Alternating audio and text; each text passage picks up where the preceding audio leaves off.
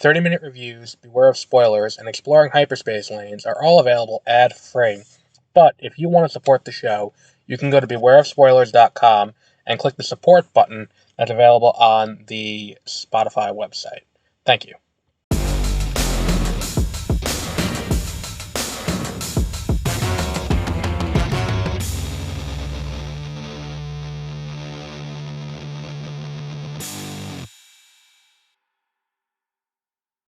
Good morning and welcome to Beware of Spoilers. I am Adam, and it's a little rainy today.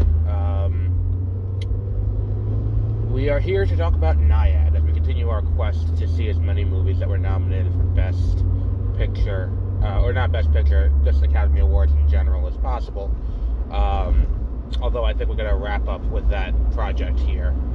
As much as I wanted to watch a few of the documentaries, don't really have time this week between, what was that?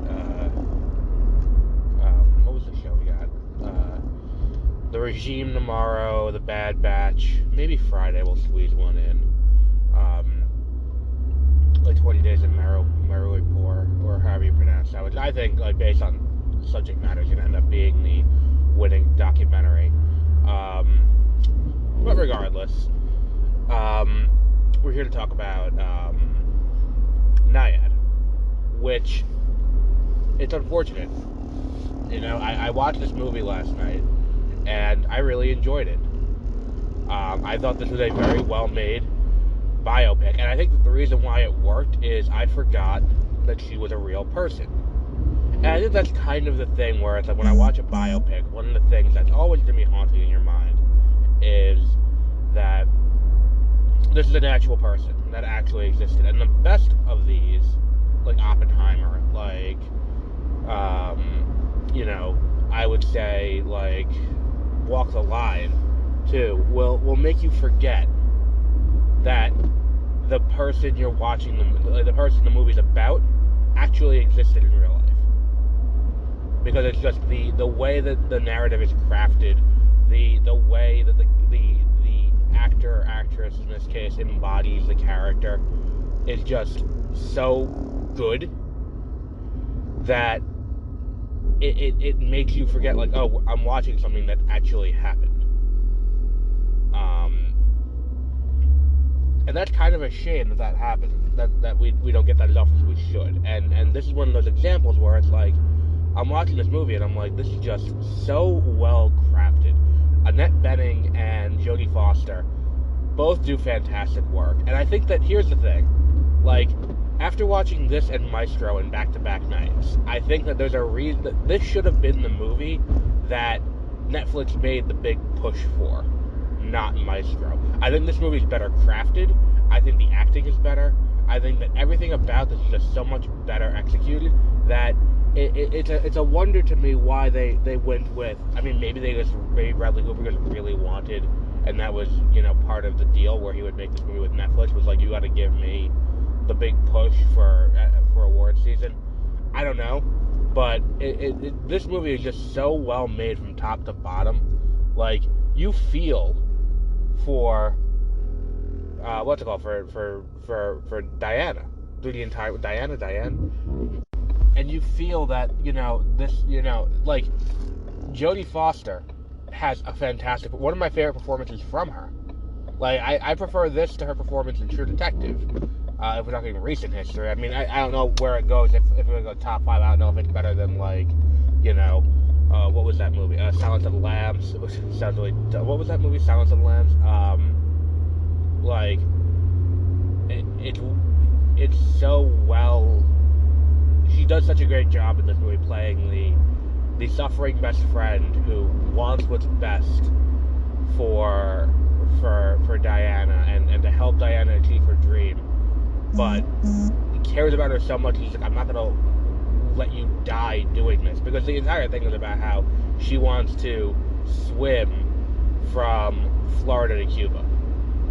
That is her life dream. That is the biggest challenge for a competitive swimmer. It's like, she swam around Manhattan. I don't know why the fuck you'd do that. The water's disgusting.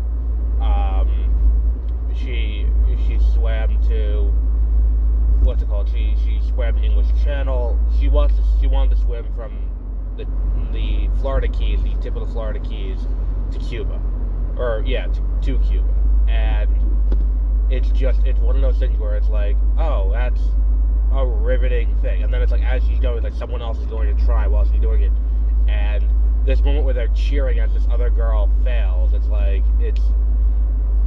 this is such a well-made movie that when things like that happen, it works for a comedic beat, but you also feel for the characters who are in this moment, like, oh, good, she didn't succeed, so now these characters can, we can watch them continue this.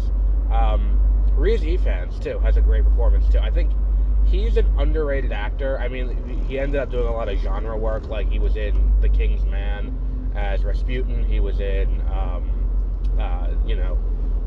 Amazing Spider-Man as Kurt Connors. I mean, but he's an underrated actor. He does great work whenever he has a chance to, and he's great in this movie as well.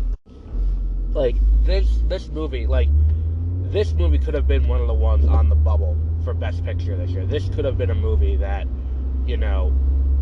was nominated in a way that, like, I consider it in the same category as, it's better than Maestro. It's better than Maestro by a lot, because Maestro feels like I'm watching a caricature the entire time. This feels like I'm watching, like, and the entire time you're watching Maestro, you're constantly reminded that, like, this is Leonard Bernstein, and Leonard Bernstein is a real larger-than-life figure. Like, here, like, they remind you constantly through the movie that she is a real person, because they play news clippings, like, they play news clippings all through the movie, like, and, where it's like, or not news clippings, but like audio B-roll from news about how, about everything that went on in her life, all of her achievements, and playing as background radiation to her trying to achieve this monumental feat that no one has done before. And how much of her identity is locked up in this, in accomplishing this feat. It's very well made. Like, this is a very well made movie. And it's good to see a straightforward biopic that's not playing around with timelines, and it be actually good. I mean, we see this all the time with these music biopics, but like, a lot of times they're just kind of okay, or not great. Like, Bob Marley, One Love. Like, here, this is very well done, just all around. And it's a shame it didn't get more nominations. I think it did very well. But the two it got, well deserved, for Annette Bening and Jodie Foster. But yeah, I think that's a good place to wrap up for today. We're gonna keep it short because I don't have that's my problem, is that anytime I have a really great movie, I don't always have a ton to talk about unless it's something thematic. Like The Zone of Interest I talked about for a while, but, thematically there's a lot to talk about there. Here, not so much. This is a movie that I think that people should go out and watch. It's on your Netflix account. It's included in Netflix. Go watch this movie. It is very well made. Yeah, we'll wrap up there for today. So tomorrow we have The Regime Episode 1, which is over on Max. Later this month we'll be doing The Girls on the Bus, which is also on Max. That's a Max original, starring Carla Gugino and Melissa Benoist. Or Benoist.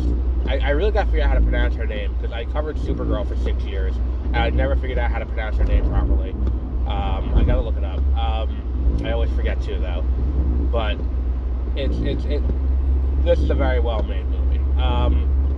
And then we also have, later this week. Last night, while I was watching this, I was also playing the Garden Simulator game. Garden Life Cozy Simulator, I think it's called. We're going to be talking about that over on the Backlog Files this Friday. I think it's considered sponsored through Spotify, because I was provided a code by the developer. So we'll be talking about that there. Until our next episode here, though, have a great rest of your week.